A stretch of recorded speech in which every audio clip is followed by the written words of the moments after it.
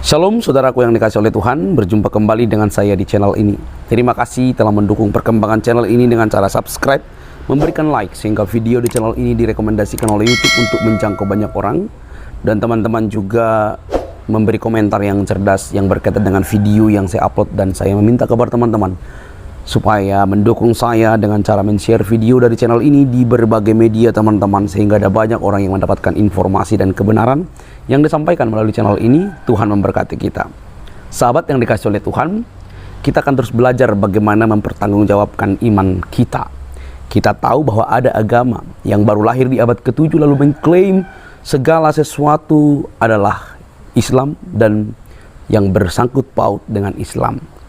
Mulai dari Adam hingga Nabi Muhammad, semua Islam. Bahkan yang paling membuat kita harus menahan tawa ketika para ustadz dan para polemikus muslim yang sangat bersikeras mengais bahwa ada nama Nabi Muhammad SAW di dalam Alkitab. Tentu ini adalah harapan di siang bolong, mimpi di siang bolong. Nah, kali ini kita akan melihat sebuah perdiskusian debat dengan seorang muslim yang tidak kuat dengan data, lalu biasanya klaim, lalu besar suara, dan ini mirip-mirip Juma dan juga Dani. Nah, siapa dia teman-teman? Saya minta teman-teman untuk mengikuti sampai selesai, ambil yang terbaik, data yang baik untuk memperkuat dan mengokohkan iman kita. Semoga kita dicerdaskan. Ini dia teman-teman videonya, mari kita simak dengan baik.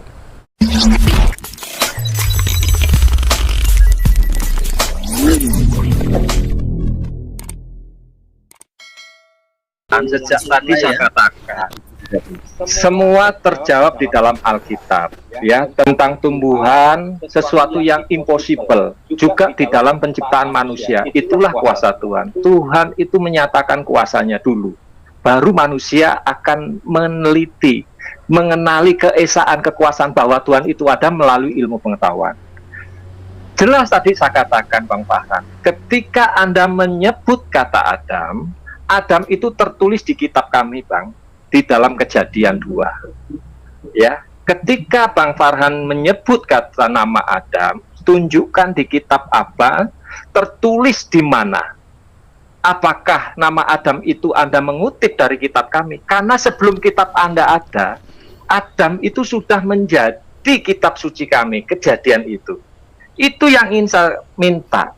Jangan menyebutkan nama Adam pakai kata kitab orang lain, Bang Farhan. Ya, kalau Bang Farhan di kitabnya nggak ada, ngomong nggak ada. Oh Pak, Adam yang saya maksud itu saya ngambil dari kitabnya siapa atau dari literatur apa. Jadi kita enak jelas berbicara ini. Membuktikan bahwa kitab kita itu mana kitab yang tersusun rapi, yang bisa membuktikan dirinya sendiri tanpa harus pakai tafsir dan literatur yang lain. Itulah kitab suci yang bisa menjawab dirinya sendiri. Karena kitab suci itu adalah perkataan Tuhan, Tuhan menjawab sendiri. Ya, pikiran manusia tidak akan mampu. Oleh karena itu, Bang Farhan, tolong gentle lah, jujur. Tadi kan saya katakan, kalau ngomong tanpa ada data, sama aja ngomong orang gila, ngomong nggak pakai data. Kan begitu saya katakan. Saya sama, Bang Farhan katakan saya gila ketika saya ngomong Adam tidak bisa menampilkan ayatnya, data validnya yang sudah teruji ribuan tahun sebelum kitab Anda ada. Tolong ya, mari kita jujur dalam menyikapi ini. Kalau memang nggak ada, katakan nggak ada, supaya pemirsa teredukasi. Oh iya, ternyata kitabnya Pak Wahyu lebih lengkap daripada kitab saya. Saya juga akan mengatakan, oh kitabnya Bang Farhan akan lebih lengkap. Jadi gitu, datanya harus kita tampilkan. Itulah diskusi yang pakai sains. Anda mengatakan harus menggunakan sains. Lah sains Anda itu mana? Gitu loh pertanyaannya.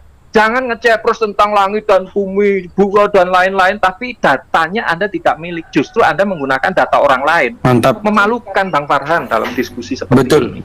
Mari kita edukasi masyarakat kita. Tunjukkan. Karena kata Adam itu tertulis di dalam kitab kami, di dalam Kejadian. Ya, kitab Musa, di dalam Kejadian 2. Sampai bagaimana Adam, Tuhan menciptakan Hawa dari mana tertulis, nanti akan saya tanya. Kan begitu. Itulah berbicara sains, Bang. Jangan komparatif para ahli. Pikiran ahli itu terlalu kecil bagi saya. Saya menghormati sains. Saya sangat senang sains. Tetapi sains itu tidak bisa mengalahkan pikiran Tuhan. Maka tunjukkan dulu kebenaran kitab Anda, baru kita akan bicara sains. Kalau kitab Anda sudah tidak bisa menunjukkan, bagaimana mau bicara sains? Pasti ngecepres. Gitu loh. Ya, saya dari tadi menunjukkan dalil. Saya menghormati Bang Farhan. Saya gunakan dalil, saya gunakan data. Saya berbicara tentang Adam, tentang penciptaan dari kejadian 1 dan seterusnya sampai ayat 31. Berbicara manusia pertama, saya bertanggung jawab di dalam kejadian 2. Dan sampai nanti manusia yang kedua diciptakan, yaitu Hawa. Akan saya jelaskan. Anda tadi sudah mengambil menggunakan kitab Anda menyebut kata Adam. Sebutkan itu adalah nama Adam itu ada di kitab kami. Kenapa harus ada di kitab Anda? Ini pertanyaannya. Nggak boleh dong kitab orang lain dicampuri. Katanya kalau mencampuri urusan ibadah atau kitab bersama menjadi bagian dari orang itu. Berarti Bang Farhan harus dibaptis nih, nyebut kata Adam. Ya. Hadisnya apa itu, Bu? Hadis atau apa itu? Yang menyerupai ibadah atau apa dengan orang lain itu? Saya lupa ya, catatan saya di mana tadi saya cari belum ketemu. Iya. Jelaskan Bang Farhan, tolong jujur pada kami, kepada audiens. 30 detik Pak Wahyu. Ya, tolong jujur Bang Farhan, Anda menyebut nama Adam itu harus tertulis di kitab Musa, namanya kitab Kejadian, Bereshit, gitu ya. Sebutkan, Anda ngutip ini dari mana kata Adam itu? Apakah Adam itu lahir di tanah Arab? Sesuai surat Anda bahwa Tuhan Anda itu hanya dari Arab. Kisah 27 ayat 91. Ya, waktu Silahkan, habis Pak Wahyu. Ketahuan bohong ya, Farhan ya. Oke, terima kasih. Saya prihatin dan sangat prihatin. Kalau ini diskusi ini digelar face to face di sebuah aula luas dengan beberapa rektor menjadi saksi, mungkin ini akan menjadi sebuah ironis ya. Karena bahwa yang saya tunjukkan jelas ada di dalam ayat suci Al-Quran, Al-Baqarah 33, di 38 juga ada, 36 ada juga. Tapi dia mengatakan bahwa itu ada dari Taurat, dari ini, mentang-mentang lebih awal. Dan malah ditanyakan hal yang paling konyol yang saya tidak habis berpikir, dengan kaum intelektual tidak akan pernah menanyakan hal itu. Ketika sebuah majalah Kompas menuliskan tentang nama Josh Walker Bush, terbitan Indonesia, apakah artinya Josh Walker Bush itu adalah lahir di Indonesia? Astagfirullahaladzim, astagfirullahaladzim. Nauzubillah, nauzubillah. Saya prihatin, Irfan Filah yang di channel Farhan Faruk, Perindu Surga Channel, benar-benar hal yang tidak saya sangka akan hadir dari pertanyaan dari abang saya, pemikiran saya. Pak Wahyu yang terhormat, saya akan terangkan. Jujur saya prihatin sekali ketika Bapak mengatakan bahwa Adam itu sudah ada di kitab kami. Anda lupa bahwa itu ada di kitab Yahudi. Itu yang pertama. Yang kedua, ini sudah gak saintifik lagi diskusi kita. Masuk ke ranah keimanan.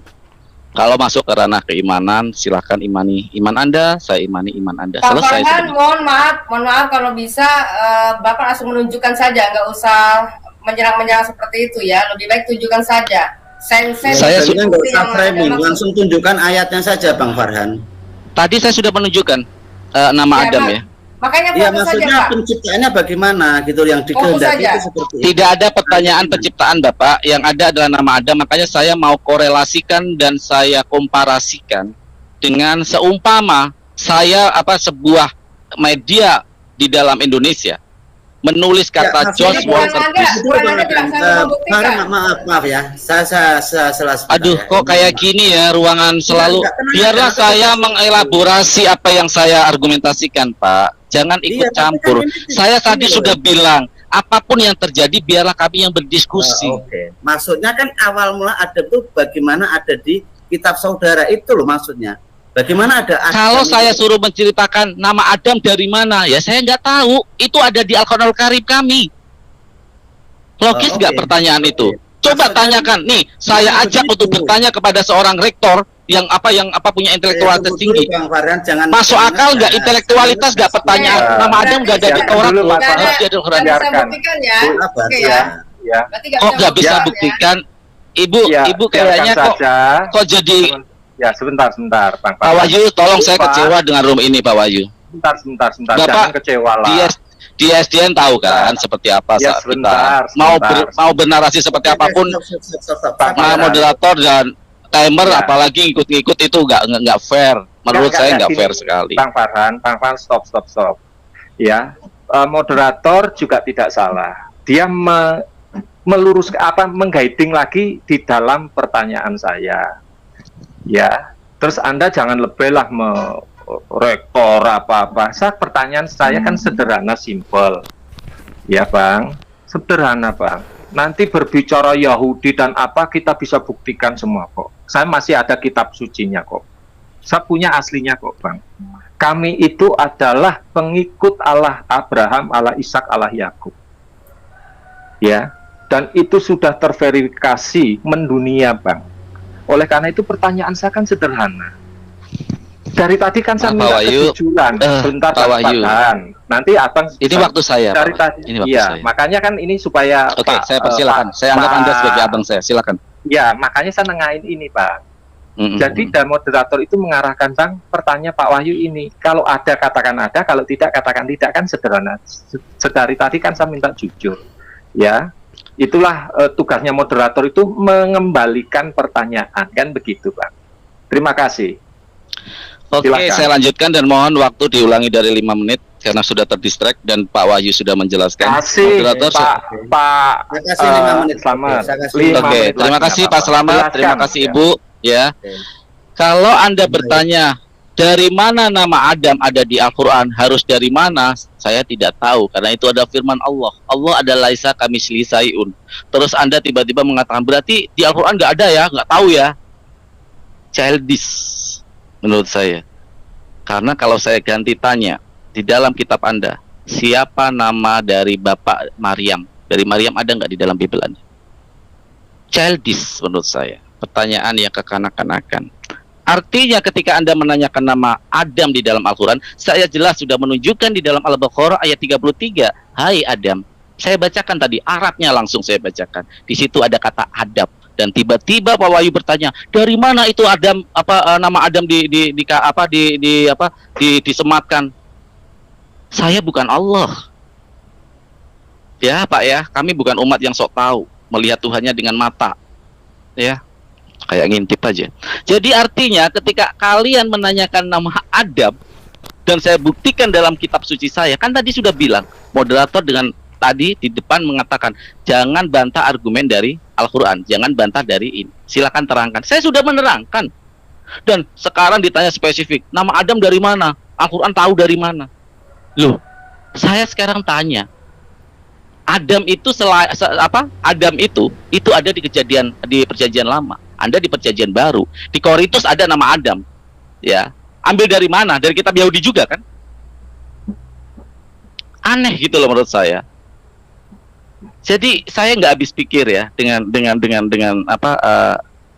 saya pikir topik ini sangat intelektual sebenarnya, ya sangat intelektual, Al-Quran, kitab suci dan sains. Tapi ketika ada pertanyaan secara anekdot, kalau menurut saya lucu ya, dengan mengatakan bahwa kamu Al-Quran itu ada kata Adam, harus dari mana kata Adam? Saya pikir diskusi kita kali ini kita akhiri Pak Wahyu Ilahi, kita cari topik yang lain. Mungkin topik ini terlalu berat untuk Bible, untuk membuktikan sains. Saya kira kita cari topik yang lain yang tentang keimanan, Pak. Karena ini topik yang sangat berat buat Bible. Sangat tergopoh-gopoh Bible membuktikan. Ya, tergopoh-gopoh membuktikan. Silakan dischedulkan waktu untuk topik yang lain. Ya, dan saya selalu bersedia untuk hadir di channel ini, di Room Kristen. Karena sudah nggak masuk akal dalam dua diskusi intelektual yang akademis, ketika ada pertanyaan yang sudah tidak masuk akal, saya pikir waktunya untuk diakhiri. Terima kasih Pak Wahyu, silakan Anda waktunya. Oke. Silakan. Iya. Jadi Ya, waktu sekarang pas kita- bisnis. Oke, sebelum Ya, kita- diakhiri masih Ya. kan Pak Wahyu punya waktu 5 menit ya. Ya. Jadi untuk Ya. closing Ya. dulu, silakan Pak Wahyu. Ya. Ajar Pak Wahyu. Siap. Jadi begini Bang Farhan. Bang Farhan selalu mengatakan, mari kita diskusi secara intelektual, menunjukkan data dan fakta. Kan itu saya selalu terngiang-ngiang, saya menghormati. Oleh karena itu, ketika saya menyampaikan sebuah narasi, tentunya harus ada dasarnya. Itulah bukti intelektual. Itulah bukti kalau kita itu berpikir. Itulah bukti kalau kita itu manusia terdidik. Jadi kalau mengomong sesuatu tidak bisa menampilkan data, tidak menampilkan dalil yang pas, apakah Bang Farhan bisa dikatakan orang terdidik? Tadi sejak awal saya katakan, saya akan dikatakan gila kalau saya ngomong tidak ada dalilnya, atau saya mengutip kitabnya orang lain. Oleh karena itu Bang Farhan, kalau berbicara tentang Yahudi dan seterusnya, Anda bisa bertarung dengan saya sampai pagi pun akan saya layan.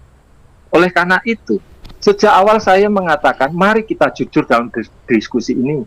Kalau memang ada, Pak, di dalam kitab saya nggak ada. Kitab saya menemukan itu. Nah, saya akan bacakan hadis ya dari kitab Anda sendiri ya. Mohon maaf ya Bang Farhan ya, karena memang ini penting saya harus sampaikan. Mengutip dari apa yang tertulis di kitab Anda. Hadis yang lazim disebut hadis tasabuh atau penyerupaan itu berbunyi, barang siapa menyerupai suatu kaum, ia termasuk kaum itu. Ya, bagi mereka pakaian dan seterusnya. Dalam kitab suci, dalam kitab penunjuk sebagai pedoman, lah Anda sudah sama dengan kami. Terus kami harus ngomong apa lagi? Kan begitu. Maka datanglah kepada Tuhan Yesus dan dibaptis supaya Anda berbicara tentang Adam, Musa dan seterusnya itu bebas Bang Farhan. Jangan mengatakan saya childish, saya ini, saya itu, profesor. Profesormu suruh ke sinilah. Seorang intelektual itu berbicara harus menggunakan data. Tapi maka saya akan bacakan ya. Apa itu arti ilmu pengetahuan? Secara umum, ilmu pengetahuan adalah ilmu yang menyelidiki. Satu, Alkitab bisa diselidiki. Alkitab adalah dasar dari segala dasar ilmu pengetahuan. Untuk menyelidiki kebenaran itu, meningkatkan, menemukan dengan tujuan memberi informasi yang benar, pengertian yang benar kepada manusia. Objek yang ditemukan, diteliti sesuai sesuatu yang sudah Tuhan berikan. Melalui apa? Alkitab. Itulah ilmu pengetahuan. Anda mau berbicara sains lain, dengan dasar secara umum aja Anda sudah mental. Jangan berbicara tentang ilmu pengetahuan dengan saya. Dasar definisi saja Anda sudah nggak ngerti. Malu saya mengatakan menggunakan teori-teori Arab, tetapi dasarnya nggak ngerti. Datangan ya Bang Farhan, ajak ya yang lebih berqualified. Mari kita berbicara dengan data. Sejak awal kami menunjukkan data sesuai kebenaran kitab suci. Itu pentingnya Bang Farhan dalam diskusi ini. Masyarakat biar tahu. Kalau ada katakan ada, kalau enggak ada katakan enggak ada. Sama seperti tadi saya katakan. Apakah ada teori Big Bang di Alkitab? Saya katakan tidak ada. Gentle saya mengatakan, karena sudah tertulis lengkap di dalam Alkitab kita. Itu gentle Bang Farhan, itulah diskusi ilmiah yang bertanggung jawab, memiliki nilai etika. Lah Anda saya tanya gitu, saya tanya balik malah merengek-rengek ngatain orang childish. Alkitab tidak pernah tergopoh-gopoh. Sejak awal saya katakan, ilmu pengetahuan itu tidak sebanding pikiran Tuhan. Ilmu pengetahuan itu ranah manusia untuk meneliti apa yang sudah Tuhan ciptakan. Dasar argumen saya jelas. Pengertian secara umum ilmu pengetahuan. Ini penting Bang Farhan. Nanti Anda saya kejar induk dari ilmu pengetahuan itu dari mana? Bisa kita jelaskan. Terima kasih. Tuhan memberkati. Ya, terima kasih Pak Wahyu dan Pak Farhan ya. Kiranya diskusi ini sebentar Pak Farhan mau melanjutkan menunjukkan data otentik mana kitab suci yang memiliki data atau tidak. selesai atau lanjut nih Bang Farhan? Kayaknya Anda mau menentukan topik silakan. Gini aja. Topik saya sini sudah tidak make sense lagi ya, tidak make sense lagi dengan dengan hari ini. Ya. Ya, Jadi, karena nanti akan ditanya lagi. Kalau sudah saya jawab pun ditanya lagi, itu dari mana? Nyontek itu kan intinya kan ada perkataan bahwa Al-Quran adalah nyontek. Itu kan dasar dari pemahaman kalian kan. Yep, Dan saya sangat prihatin dengan pernyataan model kayak gini. Saya sangat prihatin dengan pertanyaan seperti dari itu. pendapat kan. Izinkan saya bicara dulu Pak Farhan. Izinkan saya dulu bicara ya. Iya, silakan Pak, silakan. Ini tadi itu kan kita ingin tahu ya, para netizen ingin tahu yang dimaksud dari mana Adam itu, maksudnya asal mula Adam misalnya Tuhan itu menciptakan Adam bagaimana, seperti itu maksudnya. Namun oke lah, kita nggak usah diperpanjang lagi ya, karena saya rasa sampai di sini dulu ya, karena ini bukan siapa menang siapa kalah ya, artinya kita membawa kitab masing-masing dan biarlah netizen yang menilai. Ya, jadi kalau misalnya kitab Pak Farhan ya dimasukkan dengan teori Big Bang masuk, berarti ya silahkan ya, kita juga nggak akan membantah. Pun Pak Wahyu juga mengatakan Alkitab ya tentang penciptaan bukan teori Big Bang memang tidak ada, dan juga tentang penciptaan manusia ya, itu jadi intinya dari penciptaan alam semesta sesuai dengan kitab masing-masing, dan dikompilasi boleh. Tapi bukan berarti terus makanya Pak Wahyu katakan ya seperti tadi. Jadi ilmu pengetahuan itu berdasarkan daripada firman Tuhan. Nah, oke, jadi saya rasa terima kasih atas kehadiran Pak Farhan dan juga Pak Wahyu. Silakan saling bersalaman ya, istilahnya lewat udara. Ya, salam Bang Farhan. Mohon Terima maaf kasih ya. Pak Wahyu, saya masih menghormati Pak Wahyu sebagai abang saya ya. Masya Allah, ketika saya sakit juga dibantu, dan saya doakan Pak Wahyu dan keluarganya Pak Wahyu ya, dan saya tidak akan pernah diskusi bukan sebuah permusuhan, diskusi adalah sebuah tempat bagaimana kita bersilaturahmi secara intelektual. Terima kasih kepada Pak Wahyu, saya mohon pamit, dan kepada Pak Slamet terima kasih sudah cukup baik memoderatorin, dan Ibu tadi saya terima kasih juga. Sama-sama, dan saya mengucapkan banyak terima kasih juga kepada kalian netizen dari R3 Batu. Juga saya meminta maaf jika ada kata-kata yang salah. Kita memang berbeda secara akidah, tetapi tetap kita dalam satu kesatuan negara Republik Indonesia.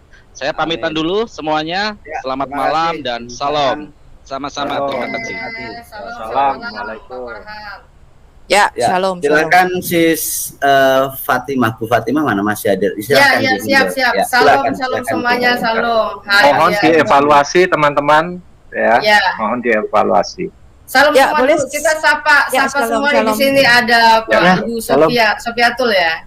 Salam. Ya, shalom Bu Fatimah, Pak Slamet. Semua teman-teman yang ada di sini saya rasa kaji diri, Pak Angel of Light, Pak Hari.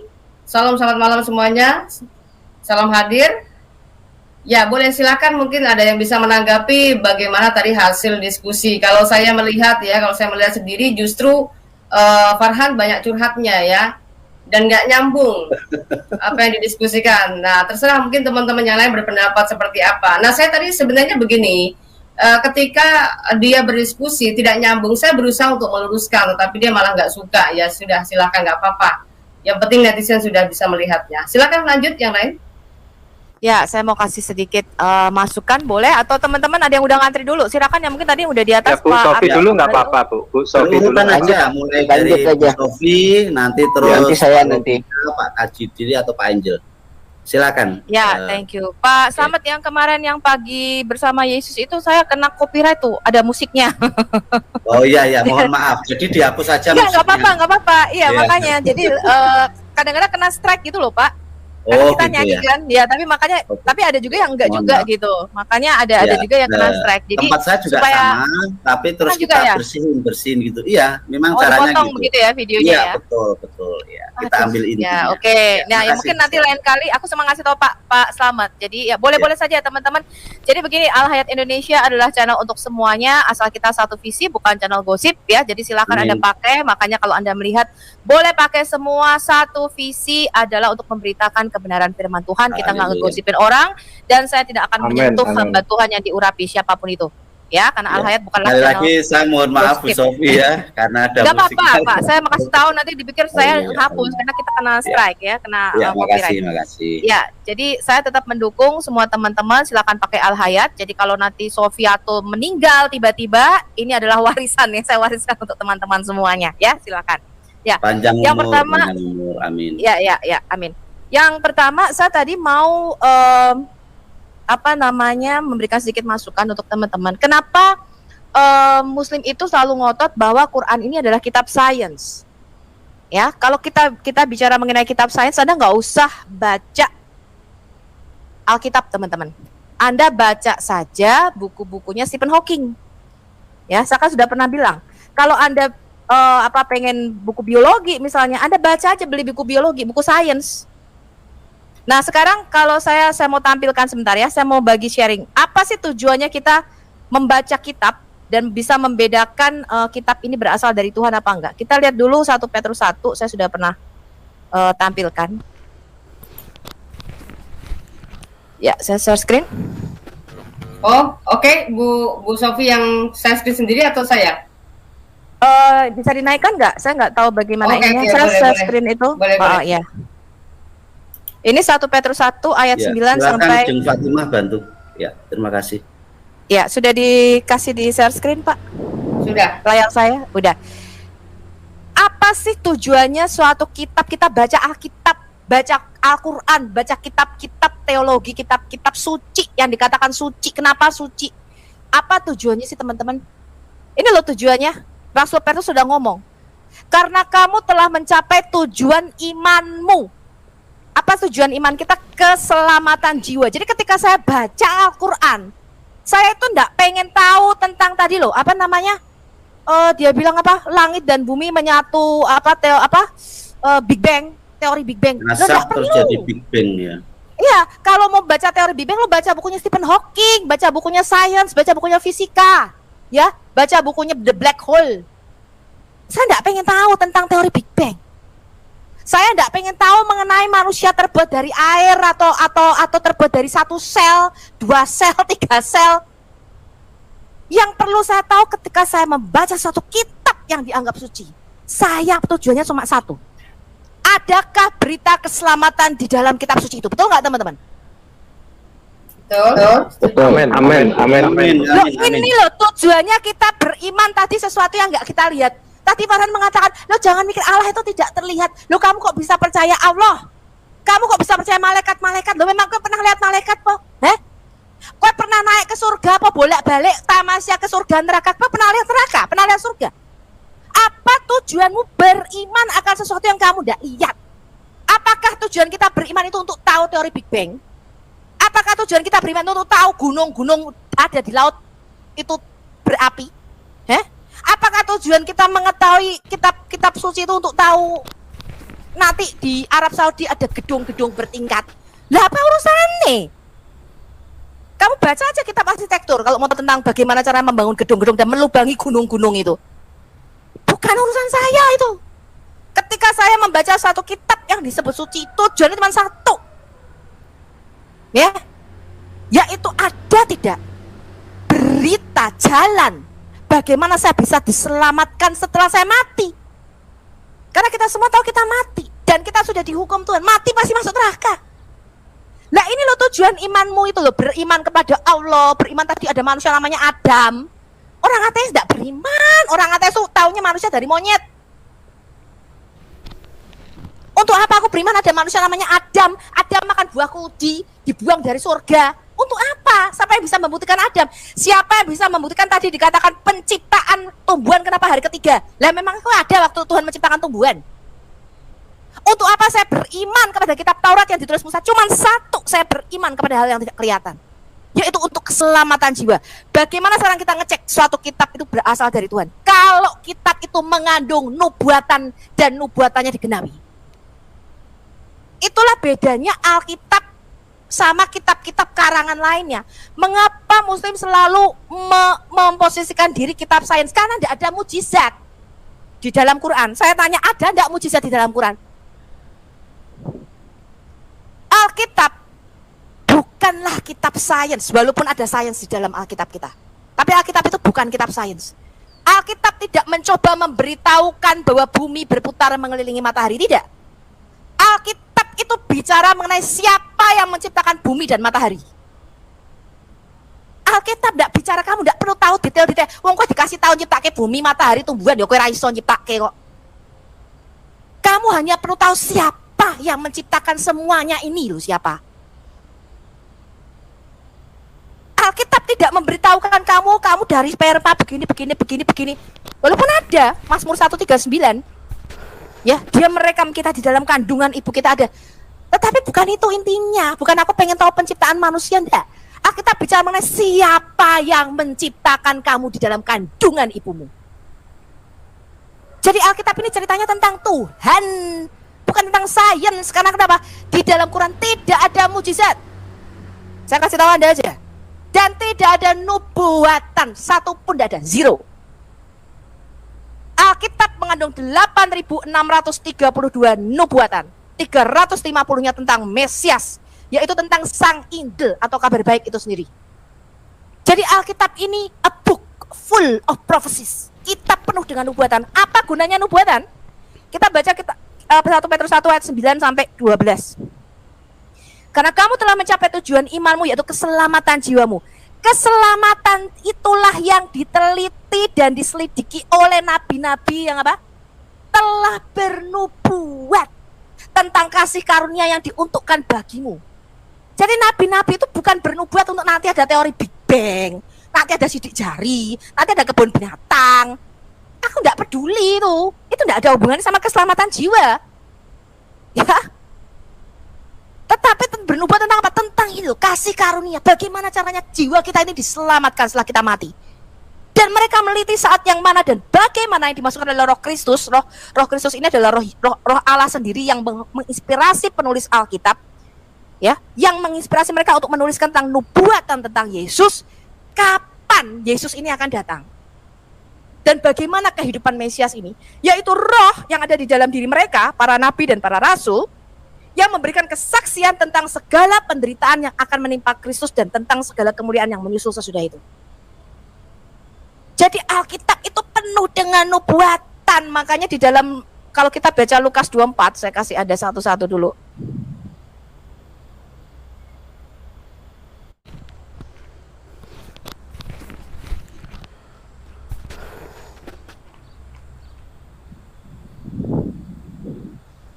Yesus berkata setelah dia bangkit, ini dalam perjalanan ke Emmaus. Ya, kemudian pada waktu murid-muridnya berkumpul, Yesus tiba-tiba ada di tengah-tengah mereka. Yesus berkata begini, inilah perkataanku yang telah kukatakan kepadamu ketika aku masih bersama-sama dengan kamu. Bahwa dia tuh harus mati, disalibkan, matinya dengan cara ditusuk tangan dan kakinya itu sudah dinubuatkan ribuan tahun sebelum Yesus. Bahwa dia nanti lahir di Bethlehem, bukan di bawah pohon kurma di kota Madinah. Bukan, lahirnya tuh di Migdal Eder, Bethlehem, Efrata, tanah Yehuda. Itu sudah dinubuatin. Makanya diselidiki di dalam kitab-kitab suci, bukan diselidiki di dalam buku tentang Big Bang, tentang apa makhluk bersel dari air. Enggak ada itu kayak gitu-gitu. Ya, enggak guna itu buat keselamatan jiwa kita. Ya, nubuatan itu gunanya untuk mengetahui nih loh, Yesus nih loh, Sang Penebus Juru Selamat, keselamatan kabar baik Injil itu kapan, siapa, Injil itu siapa. Supaya enggak salah Mesias. Bahwa Mesias harus lahir dari seorang perawan itu sudah dinubuatkan. Maka Yesus mengatakan, kamu jangan kaget, aku bangkit dari antara orang mati pada hari yang ketiga. Inilah perkataanku yang telah kukatakan kepadamu ketika aku masih bersama-sama dengan kamu, bahwa harus digenapi semua yang ada tertulis tentang aku dalam kitab Taurat Musa, kitab Nabi-Nabi, dan kitab Mazmur. Kenapa harus berbicara dalam nubuatan? Tuhan itu kalau bicara sama kita itu dalam nubuatan, teman-teman. Ya, kita lihat. Yesaya, kita lihat dulu ya. Saya kasih Anda satu-satu. Yesaya 46. Kita lihat ayat 9 sampai 10. Ini Anda bisa lihat nih. Yesaya 46, aku gedein. Tuhan ngomong begini. Ingatlah hal-hal yang dahulu sejak purbakala, bahwasanya akulah Allah dan tidak ada yang lain. Akulah Allah dan tidak ada yang seperti aku, yang memberitahukan dari mulanya hal yang kemudian. I am God, there is none like me, I declare the end from the beginning. Jadi cirinya kalau seorang nabi ngaku mendapat firman Tuhan, mendengar suara Tuhan, cirinya suatu kitab itu berasal dari Tuhan. Itu bukan puisi, bukan ritmenya sama seperti Quran. Ya, nas, at, hahaha. Enggak itu, Tuhan enggak bicara dalam bentuk sajak atau syair. Cirinya kata Tuhan, Yesaya 46 ayat 9 sampai 10. I declare the end from the beginning. Tuhan ngomong begini nih. Kalau seorang nabi itu mendapat firman atau suatu kitab itu berisi kata-kataku, berisi firmanku, Tuhan ngomong, aku sudah ngasih tahu duluan hal yang belum terjadi jauh, ratusan tahun bahkan ribuan tahun sebelum kenyataannya itu ada. Yesus ngomong begini nih di dalam perjanjian baru. Yesus ngomong, nanti kamu jangan kaget, aku akan mati, tapi 3 hari kemudian aku akan bangkit dan aku akan mendahului kamu ke Galilea. Aku memberitahukan ini lebih dulu kepadamu supaya ketika itu terjadi kamu tahu aku sudah ngomong duluan. That's prophecy. Itu firman Tuhan. Jadi Tuhan itu sudah ngomong lebih dulu sebelum hal itu terjadi. Itu namanya nubuatan. Kenapa teman-teman Tuhan berbicara dalam nubuatan? Karena Tuhan itu ngomong begini, I am God, aku tinggal in a high and lofty place. Aku itu tinggal di tempat yang tinggi dan di dalam kekekalan. Di dalam kekekalan itu artinya Tuhan itu di luar dimensi ruang dan waktu. Bagi Tuhan itu tidak ada masa lalu, masa sekarang, masa depan. Bagi Tuhan masa sekarang, masa lalu, masa depan itu bersamaan muncul di hadapan Tuhan. Jadi Tuhan itu sudah tahu dulu masa depan itu nanti seperti apa. Belum terjadi, Tuhan ngomong. Supaya ketika hal itu terjadi, Yesaya 43 ayat 12, kamu tahu bahwa aku sudah ngomong duluan dan bukannya Allah asing yang mengabarkannya kepadamu. Aku sudah ngasih tahu duluan sebelum hal itu terjadi supaya ketika hal itu terjadi kamu tahu bukannya Allah asing yang mengabarkannya kepadamu melainkan aku, kata Tuhan. Itu tandanya. Makanya Alkitab kita mengandung 8.632 nubuatan.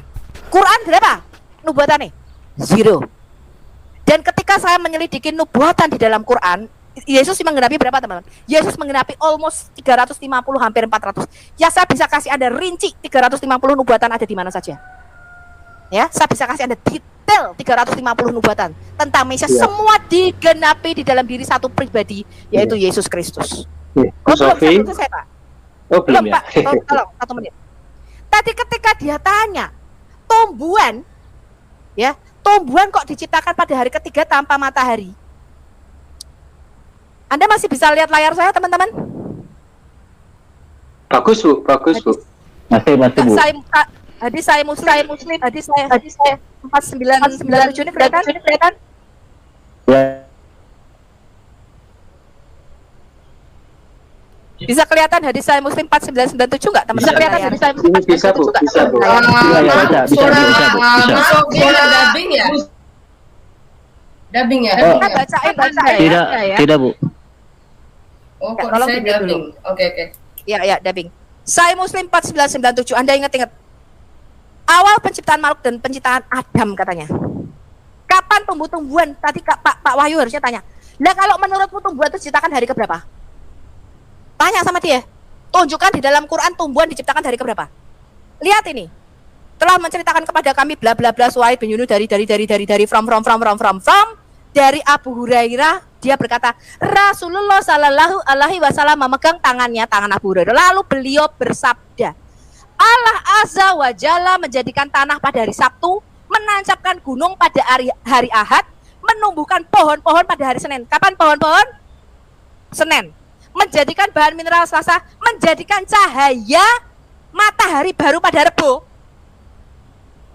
bintang Kemis, Adam Pak, hari Jumat. Turunkan nomornya, turunkan dong nomornya tadi hadisnya. Lanjut Bu Sofi. Saya Muslim 4997. Ini kalau menurut hadis Lanjut, ini Bu, kira-kira lebih dulu pohon apa lebih dulu matahari? Pohon, Bu Sofi. Lebih dulu dongeng, Bu. Lebih dulu dongeng, Bu Sofi. Aduh, ketawanya Pak Timothy. Tumbuh-tumbuhan diciptakan pada hari ketiga di dalam Alkitab itu mempunyai makna rohani. Itu bicara mengenai kebangkitan tubuh. Makanya Yesus dan Rasul Paulus ketika bicara mengenai kebangkitan tubuh yang baru, dia mengatakan ini, seumpama biji, kalau dia tidak jatuh ke dalam tanah dan mati, maka dia tidak akan tumbuh dan menghasilkan benih atau menghasilkan tumbuhan yang baru. Itu bicara kebangkitan, maka Yesus itu bangkitnya pada hari ketiga. Itu ada korelasinya dan nubuatannya. Ada baca 1 Korintus 15, kebangkitan tubuh pada hari ketiga. Ketika Paulus bicara mengenai kalau benih itu tidak jatuh ke tanah dan mati, dia tidak bisa dibangkitkan lagi dengan tubuh yang baru. Dan kamu artinya apa ki dino apa iki? Tumbuh-tumbuhan Senen. Artinya apa dino Senen tumbuh-tumbuhan ngawur? Jadi kitab Taurat itu tidak ditulis dengan ngawur. Tuhan bicara kenapa hari pertama terang atau or. Loh, itu ada maknanya, walaupun itu tidak ada matahari, itu ada maknanya teman-teman. Manusia itu hidup bukan cuma dari makanan saja, tapi dari setiap firman yang keluar dari mulut Tuhan. Jadi ketika dia bicara hari pertama terang, kemudian dia memisahkan hari kedua, dia memberikan air dengan air itu dipisahkan sama Tuhan, rakia, dia menciptakan horizon. Ya, hari ketiga dia menciptakan tumbuh-tumbuhan. Itu semua ada makna rohaninya. Orang ngawur Tuhan itu nek ngomong. Iki lo lihat tumbuh-tumbuhan dino Senen. Lah minerale Selasa, matahari Rebo. Iki apa dong ya iki? Lagi. Ada makna rohaninya, teman-teman, ada makna rohaninya. Ya, jadi saya rasa itu. Jadi bukan sains, Alkitab bukanlah kitab sains. Alkitab itu kitab mujizat. Tidak ada sainsnya ketika Yesus mengubah air menjadi anggur. Tidak ada sainsnya ketika Yesus lahir dari seorang perawan. Sainsnya ning ndi tak takoki. Ono anak lahir dari seorang perawan? Makanya tadi saya bantah, Bu Sofi. Tadi saya bantah. Ya. Coba penciptaan manusia pertama itu dari Quranmu apa? Apakah siapa yang menghamili supaya jadi Adam? Saya gitu kan. Karena dia mau menolak tentang kuasa Allah. Gitu. Ya sekarang kalau kita tunjukkan sains di dalam Quran, ya di dalam surah 86 ya kalau nggak salah ya, yang mengatakan apa manusia diciptakan dari air mani yang keluar dari tulang sulbi atau tulang belakang laki-laki dengan tulang dada perempuan, itu dari mana? Dari Hongkong. Dari lumpur hitam juga sebenarnya mau saya kejar Bu tadi. Banyak Pak, banyak. Tadi harusnya ritmenya cepat, jangan sampai diadam aja. Bicara mengenai matahari terbenam di kolam lumpur hangat. Mana sainsnya tak takoki? Sains dari Hongkong, silsilah wae salah kabeh kok. Silsilah itu loh di dalam Quran salah tempat. Injil bisa ada di zaman Musa itu kan sudah kita buka banyak kali. Nanti saya juga akan bikin videonya mengenai hal ini. Ya, saya minta dia mengakui dulu Bu. Tadi saya minta dia mengakui kalau nggak ada. Nggak bakal dia mengakui ini jadi Kristen Pak. Oke teman-teman yang dikasih oleh Tuhan, kita sudah menyimak diskusi yang hangat dan memberikan kita ruang untuk berpikir ya teman-teman, untuk meyakini segala sesuatu. Firman Tuhan dengan tegas berkata bahwa kita harus memberikan pertanggungan jawab kepada setiap orang yang meminta pertanggung jawab terhadap iman kita, terkhususnya dari orang-orang yang sering menyalahpahami tentang kekristenan dengan hormat sopan. Tapi bagaimana kalau mereka tidak hormat? Ya harus dilibas, dihajar dengan baik. Tak perlu ngomong kotor, ngancam, tapi dihajar dengan data-data yang valid, cukup membuktikan dan cukup untuk membuat mereka ketar-ketir. Nah teman-teman, tong kosong nyaring bunyinya, ya, tong kosong nyaring bunyinya artinya suaranya gede tapi isinya tidak ada, ya. Itulah yang ditampilkan polemikus hari ini teman-teman. Dalam mempertahankan sebuah argumen, dia harus memiliki dasar-dasar, dalil-dalil dan literatur yang bertanggung jawab untuk mendukung apa yang ia sampaikan. Mengklaim bukanlah solusi untuk membuktikan keyakinan itu benar. Mengklaim justru bukti kemiskinan daripada ilmu pengetahuan. Jangan mengklaim karena itu bukti kamu tidak mampu. Ya, misalnya orang pakai baju koko diklaim itu punya muslim. Artinya kalau kamu masih klaim-klaim sampai seperti itu, artinya kamu sangat buta, tidak belajar dengan baik. pakai kopiah atau pakai kerudung atau pakai bahasa Arab gitu. Kalau kamu masih klaim-klaim, artinya kamu tidak belajar, tidak mengerti walaupun zaman canggih tapi otak masih tetap jahiliyah. Nah, teman-teman, itulah yang terjadi kepada banyak orang ya, tanda kutip lah saya bilang, untuk menjaga kelemah lembutan. Ya. Ada banyak di antara mereka ini yang lebih suka mengklaim bahwa mulai dari Nabi Musa sampai yang terakhir semua Islam dan keturunan Arab. Itu semua omong kosong sebenarnya. Tapi menghadapi orang-orang yang demikian yang tidak suka baca mungkin dan tidak siap menerima kenyataan, ya kayak klaim dan klaim. Nah, saudaraku, apa yang kamu dapatkan dari diskusi ini, semoga itu memperkuat dan memperkokoh imanmu. Dan bagi kamu umat muslim yang melihat tayangan ini, lihatlah, kaya sekali data-data dari orang Kristen, banyak dan luar biasa, jadi dapat dipertanggungjawabkan dengan baik. Nah, kalau teman-teman pengen belajar, ikutilah dengan baik. Nggak usahlah ikuti para polemikus muslim yang modal pede dan besar suara. Ketika dihantam dengan data-data dan dalil-dalil, dengan literatur malah ngancam, kayak yang kemarin yang saya bahas ya kan, si Valen ya ngancam loh ya. Jadi jangan sampai seperti itu, karena kita harus dewasa. Kalau kalian suka ngorek, kenapa enggak kalau kalian kami korek kan gitu. Nah, tetapi di atas semuanya itu adalah untuk pembuktian bahwa Yesus Juru Selamat itu menyelamatkan kita semua, karena dia datang untuk semua umat dari semua ras agama. Dia sangat mengasihi kita semua. Sampai di sini bisa teman-teman, jangan lupa untuk subscribe, like, komen, dan share sebanyak mungkin. Semoga kita ditambah wawasannya dan semakin tekun, giat untuk mengikuti keyakinan kita masing-masing. Dan jikalau kamu ragu terhadap apa yang kamu yakini karena pembuktiannya yang kurang, lihatlah kepada Yesus Kristus yang sudah sangat terbukti datang dari surga untuk menyelamatkan kita. Bye-bye.